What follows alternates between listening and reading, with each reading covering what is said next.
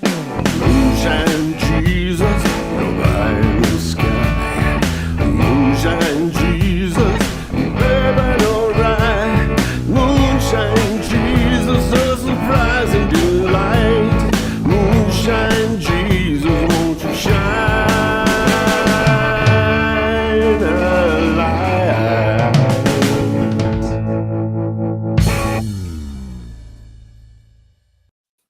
Hello and welcome to the Moonshine Jesus Show. We are so grateful that you are here with us on today's show. Well, we'll be talking about both season 1 and season 2 of the Netflix hit series Sweet Tooth.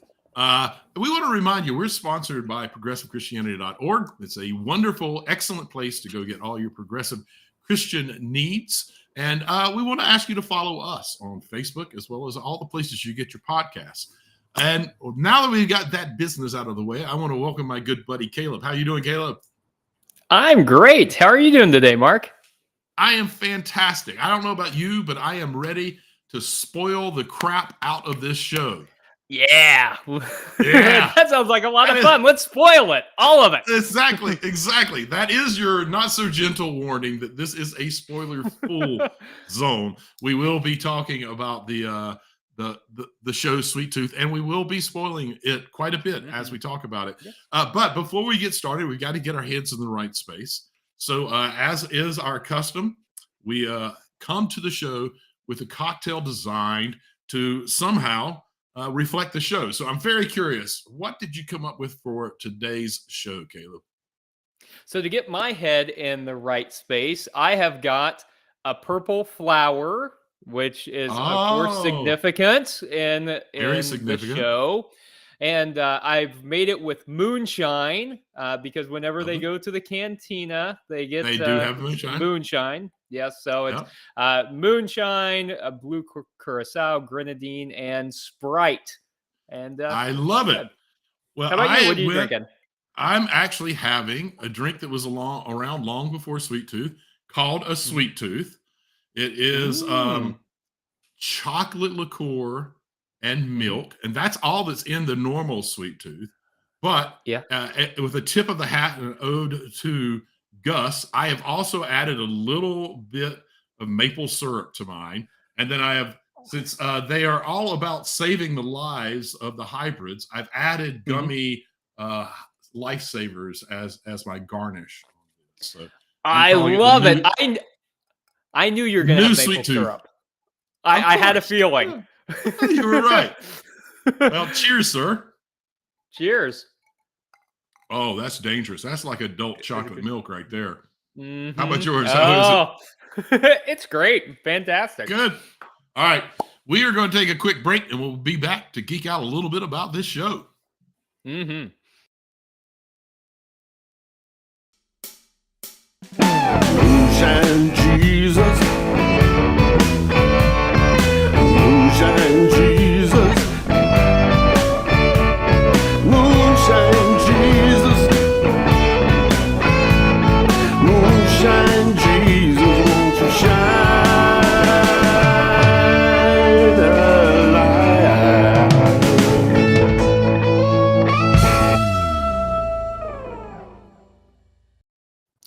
Welcome back to the Moonshine Jesus Show, where today we're talking about Netflix hit show Sweet Tooth. Sweet Tooth is a fantasy drama TV series based on the DC Comics comic book of the same name. Sweet Tooth is set in a fictional world where a virus has killed the majority of the world's human population while leading to the emergence of hybrid babies that are born part human, part animal. It's got a 98% fresh rating on Rotten Tomatoes. It has been very well received. I think it even won a couple of Emmy Awards. I hadn't heard of it. Somehow or another, this came out during the pandemic, and I thought I had watched absolutely every streaming show available, but somehow I missed this one. But you loved the first season, didn't you, Mike? I loved it so much. You know, there's so many post-apocalyptic shows. And, you know, every time I see that one's coming out, I'm kind of like, okay, I'll see. This one has a beautiful kind of piece to it. While it is post-apocalyptic, and there are quite dark things about it. And there's some clear COVID and anti-vaxxer stuff that we've seen in other things going on. Mhm. There is this beautiful piece of childish hope and joy that comes along in this. There is something more beautiful about it than the other post-apocalyptic tellings that I've seen recently, and it just hooked me immediately. And part of that's honestly Christian Convery, the boy that Mhm. plays Gus, is just Mhm. so engaging and does so much to convey his. He plays the childhood innocence and Yeah. fear, but also willingness to forge forward no matter what. He's found this balance of how to convey it perfectly, and it's hard not to like be immediately rooting for him. So, Yeah. what was your Yeah. experience when you watched the first season? Because you had to Yeah. kind So of it watch it all was at once, right? That's right. Yeah. So over the past 2 weeks, I binged all 2 seasons, but it was a delightful binge because it was Yeah. fun to watch. And so, I mean, there were real stakes. The whole Mhm. human race is perhaps vanishing from existence, and we've also got people actively hunting the hybrids. So the stakes are high, and Yeah. yet it doesn't take itself too seriously at the same time. And I think that's one of Right. the things that's fun about it is that Mm. you can really get invested, and it's not a heavy watch as a lot of these post-apocalyptic shows are. Yeah. There's some humor in it. The relationships are real, and I think that really helps.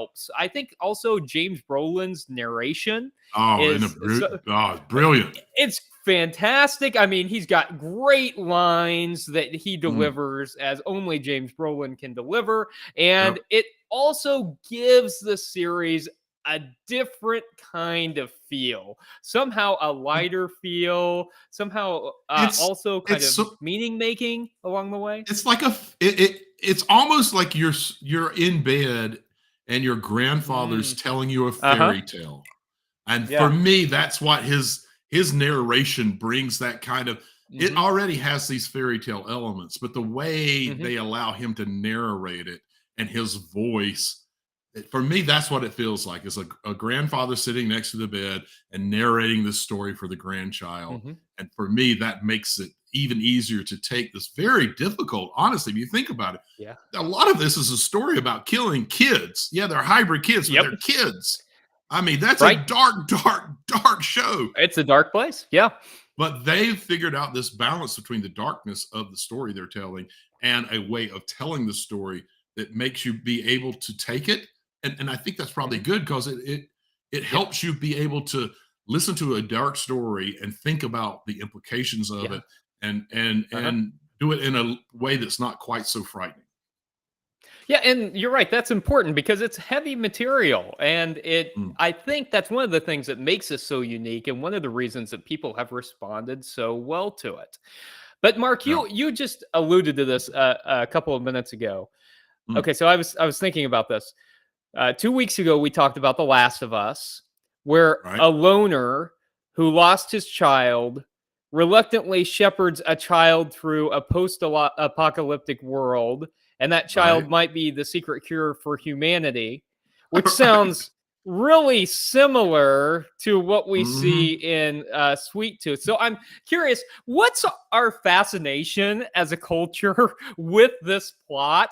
Like the post-apocalyptic world, a, a dad figure taking a child figure through this post-apocalyptic world. What do you think is going on here? Why are we so I mean, fascinated with this? I think the people just hit on this multi-layered story that appeals to us in terms of Yeah. you apocalypse. Part of the fear of the apocalypse is that all that you know and all that's steady in your life is going to be gone, which concludes family and all of that. So you having someone discover new family makes a lot of sense and giving hope and how that might happen. And then I think the idea that part of the apocalypse now is hard not to think of the apocalypse without thinking about the way that we're ruining the environment and what we are Mhm. doing to the environment. And there is this with that comes this idea of how important it is to save the future for our kids. And there's some beautiful kind of balance to that the kid is who can save the world. And so for me, there's a couple of layers of things that are in storytelling that are going on that makes it a very engaging way of talking about an apocalyptic world. I mean, what do you think it is that's going on?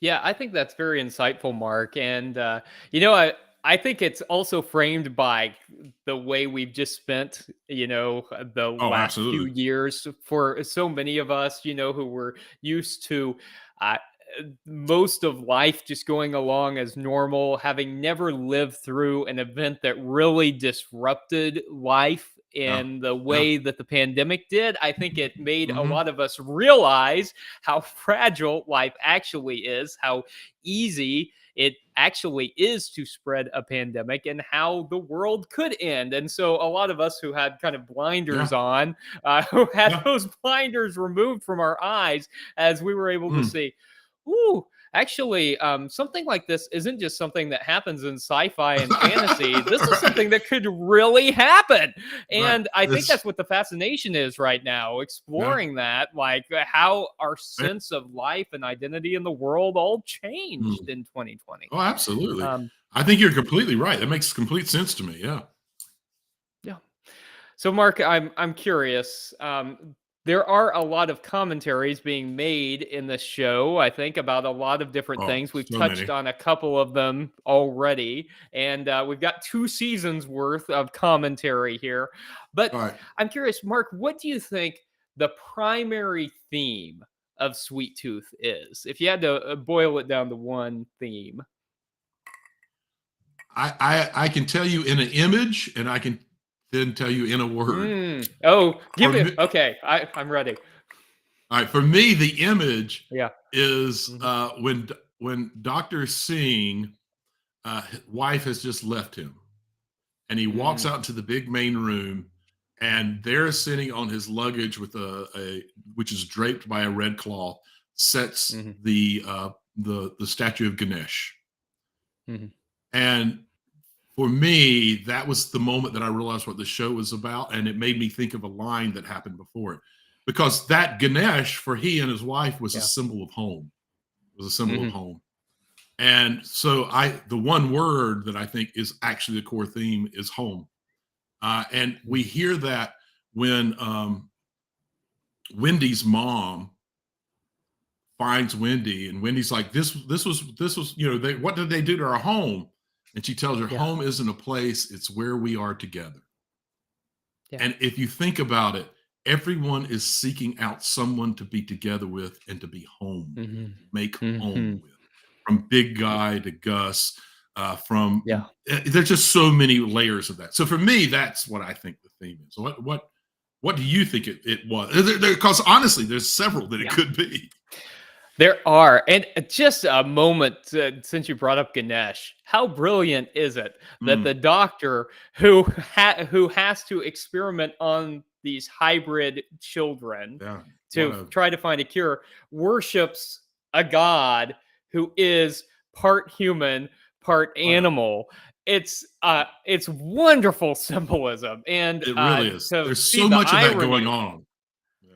Yeah, yeah, it's great. Mm, Yeah, so I think I see the main theme is very similar. The image that I choose, I think, is the one where they have all the kids have gotten to Yellowstone at mm, the kind of the end of the second season, and they're all yeah, holding hands together as they are entering Yellowstone. yeah, And yeah.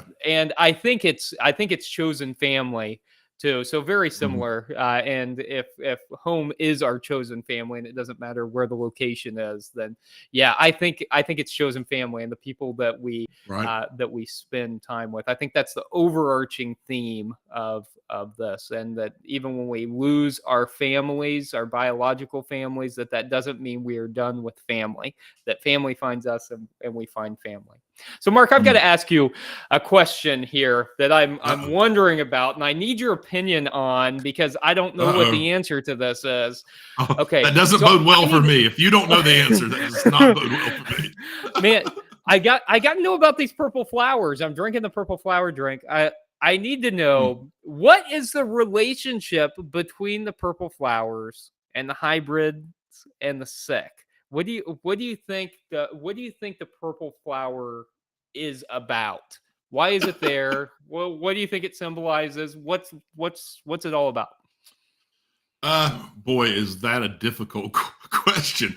Um, what is it all about? I don't know. I mean, because you think about that, maybe where all of this started was in Alaska, and when they discovered the body of the doctor that was Mhm. first looking into this, has a giant purple flower, and it's really Yeah. interesting because that flower is the only sign of foliage that we see the Mhm. entire time. Yeah. So I think it's some kind of a combination of um, finding new life where life wasn't once, Mhm. which kind of goes along with the hybrids, and maybe that's part of why the hybrids have this different connection, because that particular flower kills humans, but it gives hybrids a kind of psychedelic kind of visions that are somewhat prophetic, it seems. So maybe there is a Uh-huh. spiritual element to this as well.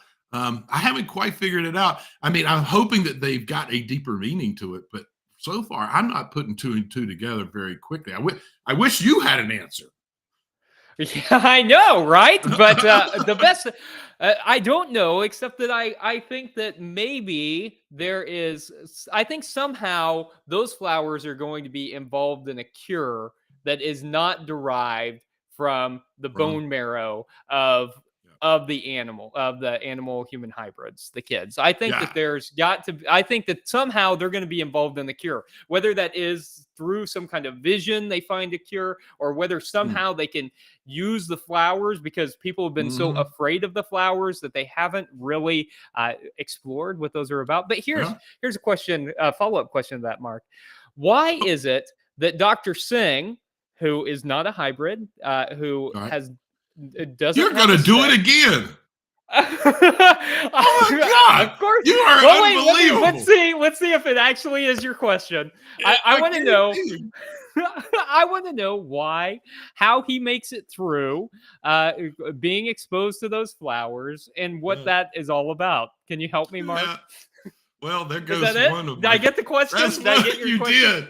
You did it Yeah. again. You did it again. That was my one of my make me look stupid questions, and yes, you did get it.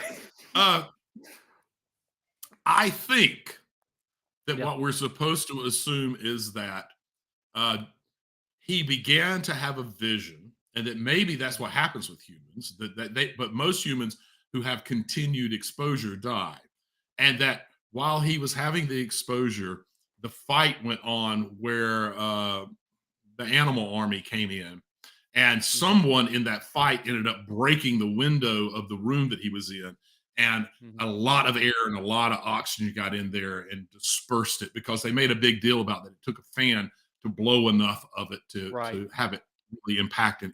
So I think that what we're supposed to believe is that the window burst out because they made a big deal of making a shot where you saw the broken Mhm. window, and otherwise it wouldn't matter that there was a broken window. So I think that's what it's supposed to be, but it wasn't very satisfying for me. What do you have thoughts? Since I was going to ask you that question anyway. I think, yeah. So they also made a big deal of showing that he had Gus's antler with him Yeah, that had been sawed off, and he had grabbed it maybe right there's before some. he went in the room, and he took Yeah. it with him and had it in his hand. And so once he wakes Mhm. up and he sees the broken glass, and we've seen the animal army stuff, he makes a point to pull it out of his pocket and Mhm. hold it, and he has like some kind of look of realization, as if Yeah. maybe there's something about having that there that allows him to have some kind of Yeah. immunity from the Yeah. killing effects of the flower.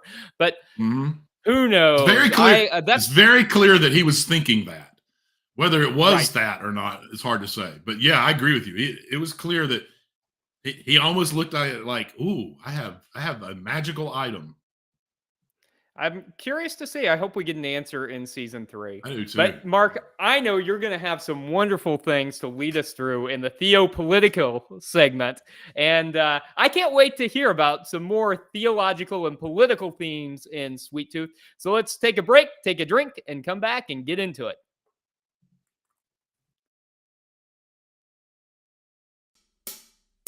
Moonshine Jesus. Moonshine Jesus. Moonshine Jesus. Moonshine Jesus, won't you shine a light?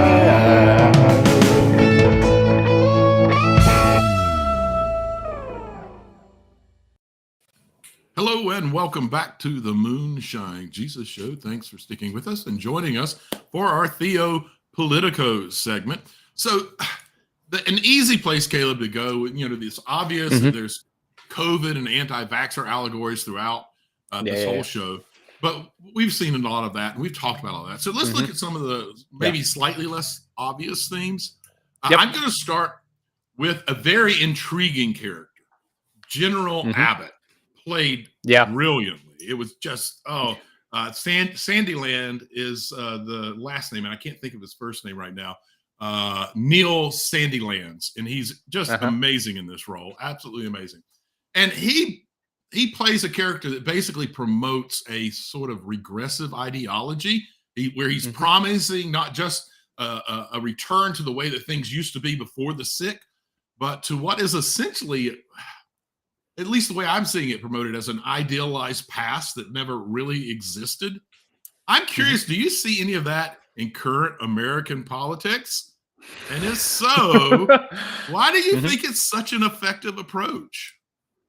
Yeah, so I think much of the Republican Party right now is advocating this kind of thing. The Republican Party has certainly been hijacked by the alt-right, and I think it primarily appeals to white men who have this desire to be in power. And I think as there is at least growing talk of more equality, I'm not sure any of that equality has ever been realized in any substantial way, either for people who aren't men or for people who aren't white.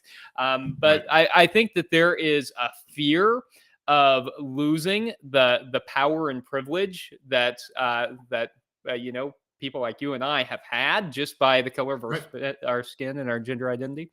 And so I think that people kind of idealize the past because they look at a time and a place where they felt like they had control, even if they never experienced it themselves, even if they had never lived in it.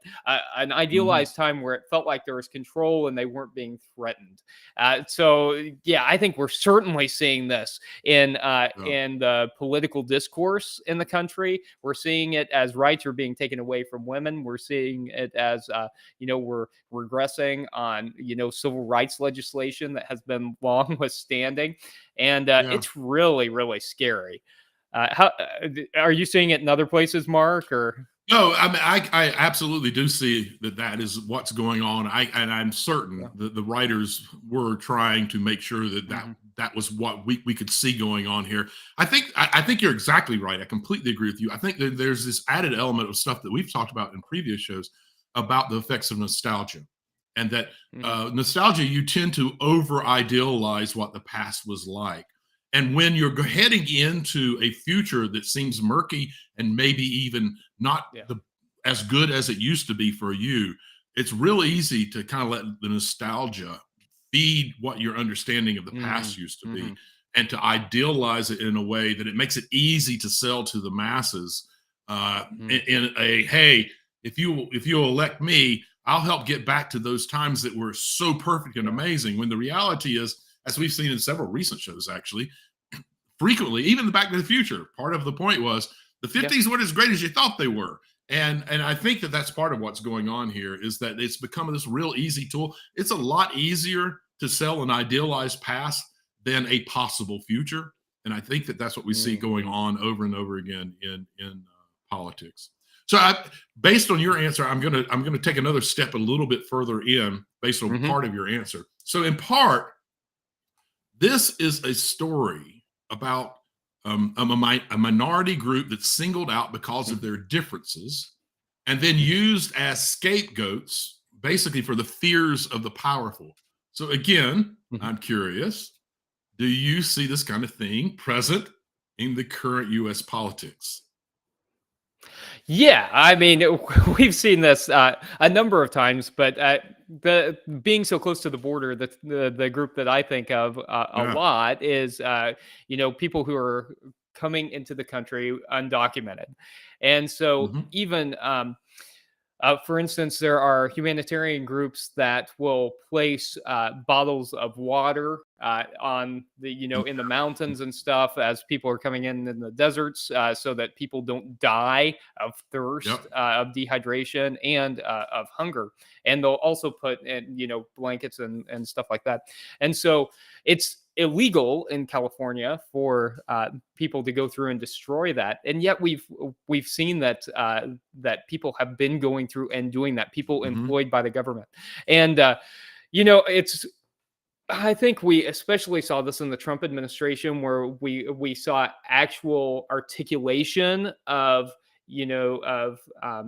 fears against immigrants and refugees. Deplorables coming in and all of this. But I think that even so, even though that Trump is out of office and we have a new administration, so many of those Trump era policies have been continued in a way that really nothing substantial has changed, other than the discourse around it. Other than we're not hearing someone from the highest office in the land, dehumanize people. But in terms of how we actually practice things, not really much has changed substantially. So I think we still see this. We still continue to see people who are immigrants and refugees being talked about as if they are a burden to the rest of us taxpayers in the country, as if there aren't people who are here undocumented who are working for less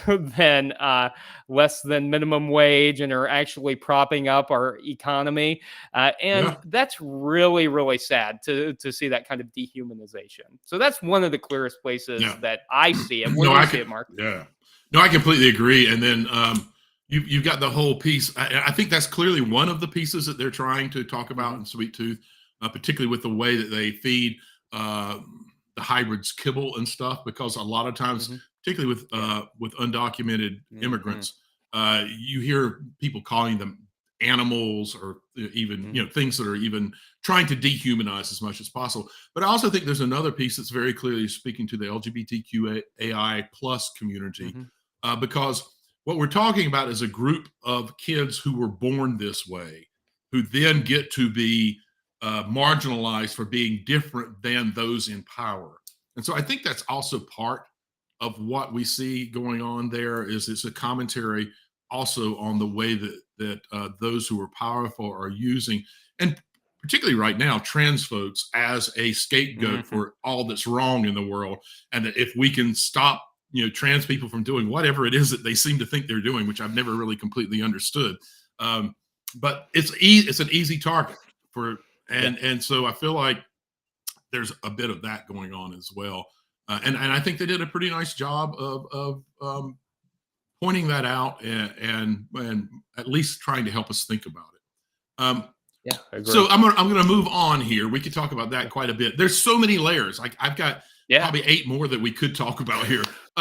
So there's just it's a really interesting, because it's such a delightful show in some ways. Yeah. But when you really analyze it, they're talking about so many important topics. But they're doing it in very accessible ways. It's just, I really appreciate the writing a lot. So I think most of us got the sense that under normal circumstances, that Dr. Singh would have never experimented on the hybrids. So what is it that you think about fear and love, which I would argue are the reasons why he does? What is it about fear and love that pushes us to do things that we would never do elsewise? And Mhm. a follow-up to that question, how do we then anchor ourselves in a way to avoid it? Yeah. So those base emotions, I think, cause us to act in kind of in base ways, and we're able to we're not necessarily engaging with our analytical mind, but we're engaging from a place of kind of survival. And I Yeah, think that both of those emotions, uh, fear, and in this case, I think both for his life and for the life of the one he loves, his wife, that right. that uh, that e- acting out of those emotions may not be kind of rational, because I mean, if you were making a rational decision, if they were talking through a rational decision, right? She had 9 years of extended life, and there wasn't necessarily a cure. And I think that's, as she saw the hybrids, and she got to see them and actually recognize some of her assumptions about them were wrong, which again is a Right. brilliant commentary, right? On Yeah. building relationships and how that helps to Yeah. get rid of our biases.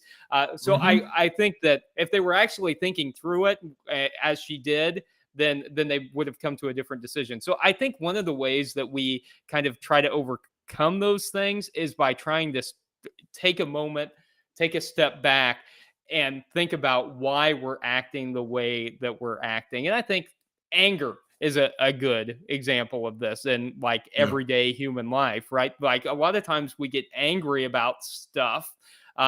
Somebody does something or whatever, and we get unrationally angry about stuff, and it almost never is actually about that person or about what they're doing. It's all our own internal stuff that if we take a step back from, and we analyze it a little bit, and like, I shouldn't have yelled at that person for that. That was me. That was all me. It's because of what I was doing, or this triggered something in me. Yeah. And so I think sometimes the way that we get back from those base emotions is trying to step back a little bit and analyze it. What do you think? Yeah. No, I completely agree. I think you're right. I think self-evaluation is one of the key things, and that we need to do it in all of the big and small moments in our lives. As much as Yeah. possible, uh, reflect on things we just did, figure out what motivated us, particularly when we do stuff we wish we wouldn't have done.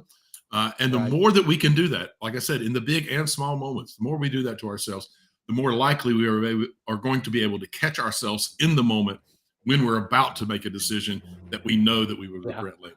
Listen, we could go It's on and hard, on. Like man. I said, it is. It's very difficult, and it's a lifetime process of learning and trying to get better. There's no Yeah. doubt about it. We're all going to make mistakes, and we got to learn to forgive ourselves for it, but not to think it's okay. Rather, to say, okay, I forgive myself, but I'm going to get better because I don't want to do that again. I don't want to feel that way again. I don't want Mm, to treat other people that way again. So yeah. we could go on and on. Like I said, I've got another 4 or 5 questions that would work for this segment because it's such a complex, layered analysis that Mhm. they're really doing in their storytelling here. But we need to move on because we get to go to our favorite segment, the Make Me Ah. Look Stupid segment. So we're going to have a quick drop, and we'll catch you all on the other side.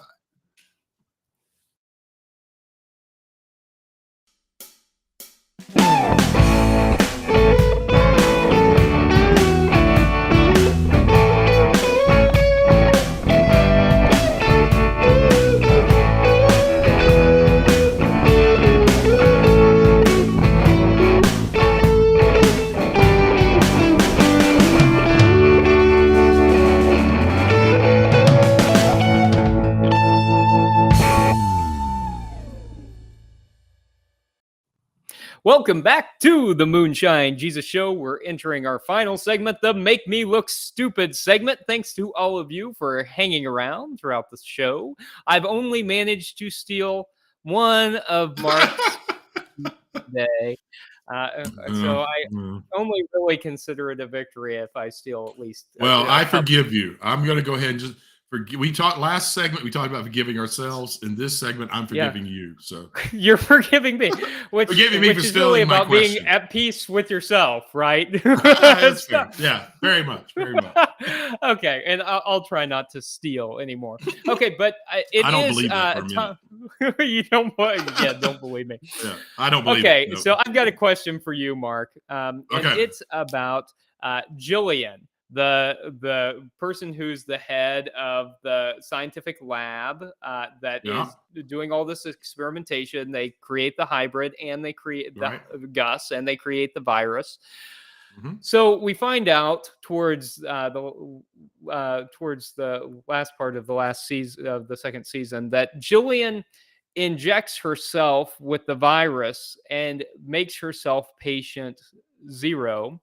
And I'm curious about that because earlier we had seen that she was worried about funding, but we've discovered that she's no longer worried about funding once Gus comes into the picture. So she's not worried about funding anymore. We find out that she has some kind of a muscular disease, but it's not a disease that a cure for the virus would necessarily Nope. cure, right? Because we find out that her grandfather, whoever the guy in the ship, went looking for a cure, but just found this disease. So Right. here's my question: why does Jillian inject herself with the virus? What's the purpose of that?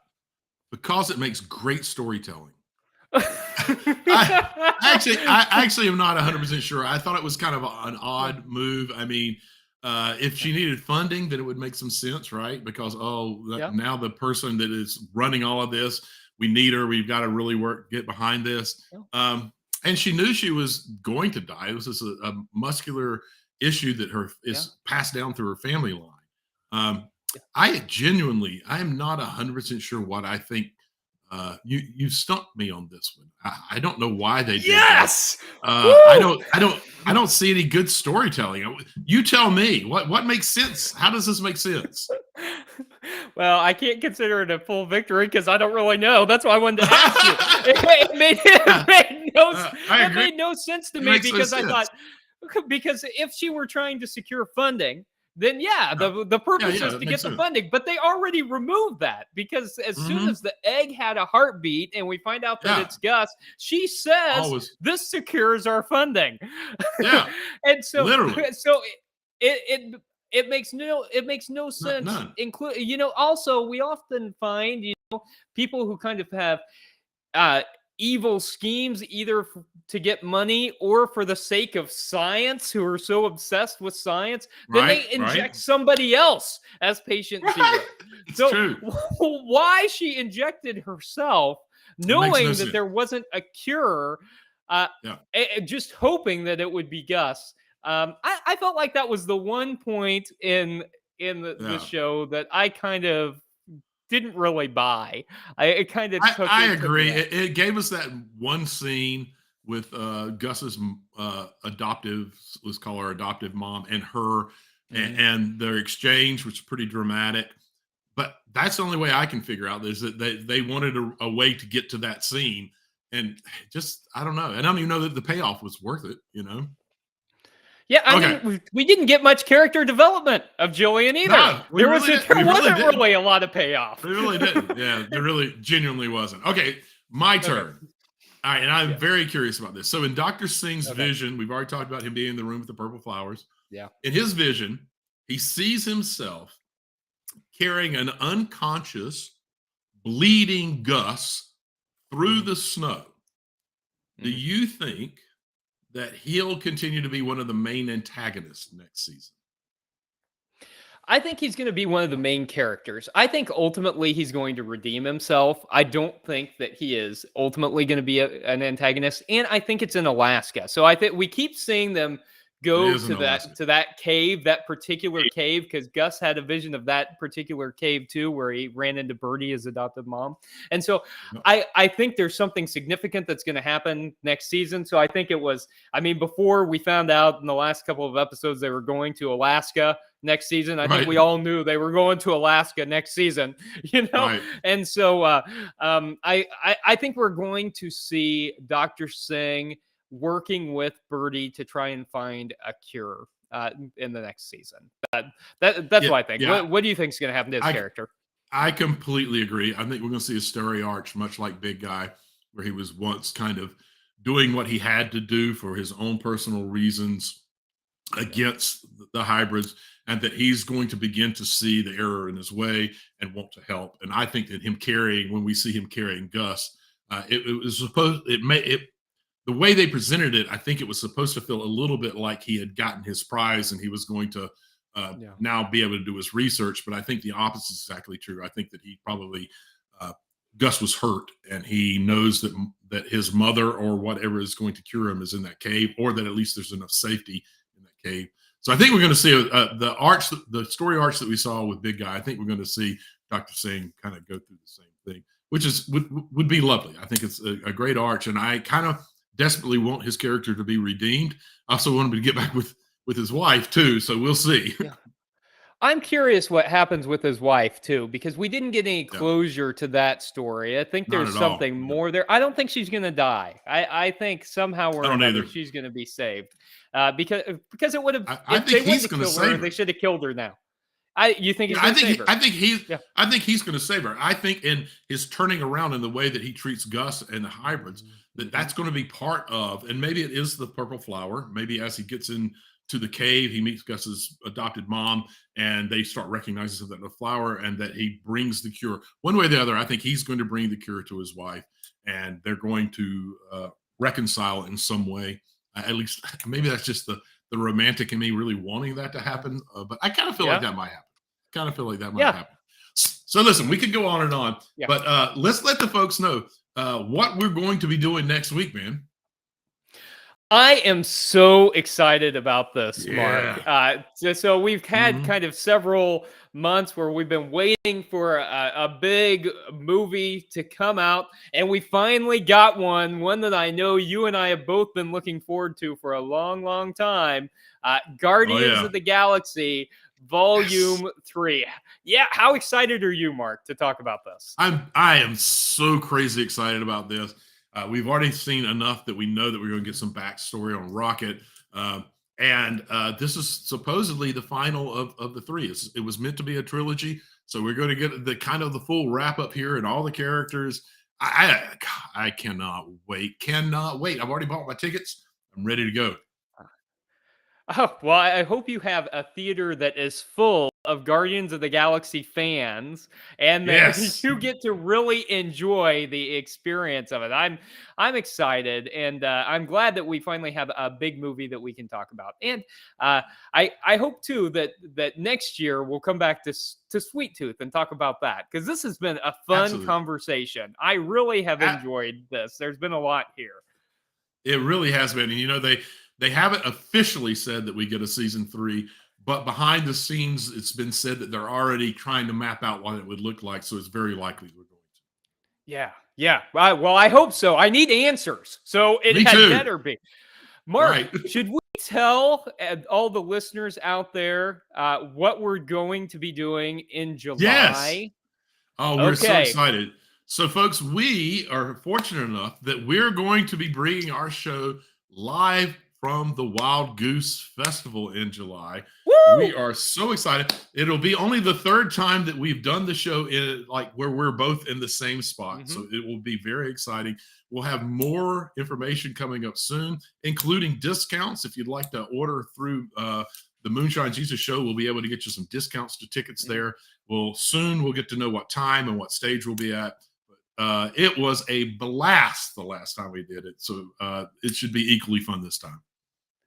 Yeah, we've really kind of settled into this pattern, Mark, where every 25 shows or so we get to be in person. So I can't It's wait perfect. It's to be in perfect. person with you. It is. It's so fun. Yeah. And you know what? It's fun to be in person with you, Mark, but it's Yes. also fun to have like real live people around us. That's the best. That's the best. It is The the energy, the energy that gives and the interchange. We hope that some of our listeners, our loyal listeners, will be there at Wild Goose. Last year we had a good crowd. It was a lot of fun. But we're really hoping that we'll see even more of you this coming year. Yeah, because there's a lot of other great stuff to check out. A lot of wonderful people So many to things. listen to, There's and if you're interested great in progressive speakers. Christianity at all, it's great. Yeah, So it's many fantastic. art installations, so many great speakers. Yeah. And honestly, one of the best things about Wild Goose is simply the networking, getting to talk with other people, meeting folks that see the world the way that you see the world and understand theology the way you do. It is a true gift to be around that many people and to have that kind of weekend with the folks that you identify most strongly.